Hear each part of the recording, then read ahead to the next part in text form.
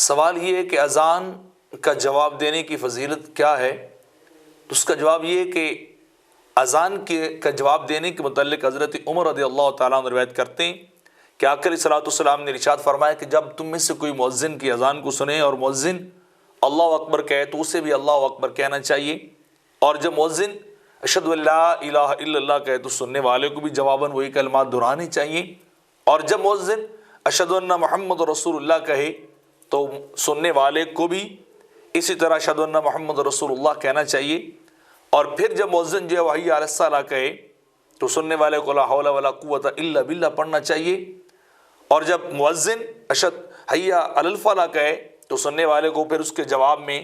یہ لا حول ولا قوت الا باللہ پڑھنا چاہیے، اور پھر اس کے بعد جب مؤذن دوبارہ اینڈ پہ جا کے اللہ اکبر کہے تو سننے والے کو بھی اس طرح ہی کہنا چاہیے، اور جب وہ لا الہ الا اللہ کہے تو سننے والا بھی اگر اسی طرح کلمات کا جواب دے تو میرے آقا علیہ الصلوۃ والسلام فرماتے ہیں کہ وہ جواب دینے والا جنت میں داخل ہو جائے گا۔ اس طرح حضرت عبداللہ بن عمرو بن عاص رضی اللہ تعالیٰ عنہ روایت کرتے ہیں کہ آقا علیہ الصلوۃ والسلام نے فرمایا کہ جب مؤذن کو تم اذان دیتے ہوئے سنو تو تم بھی وہی کلمات کہو جو کلمات مؤذن کہہ رہا ہے، اور پھر اس کے بعد مجھ پر درود بھیجو،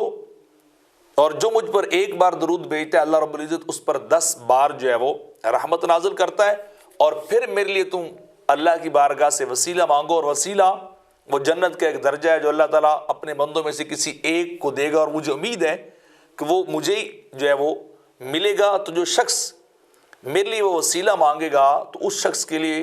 میری شفاعت قیامت کے دن لازم ہو جائے گی، یعنی اذان کے بعد دعا بھی ضرور مانگنی چاہیے تاکہ آقا علیہ الصلوۃ والسلام کی ہمیں شفاعت نصیب ہو جائے۔ علمی اور مسائل شریعہ پر مشتمل ویڈیوز اور خطابات حاصل کرنے کے لیے ہمارے چینل پرو مظہر فرید کو سبسکرائب کریں۔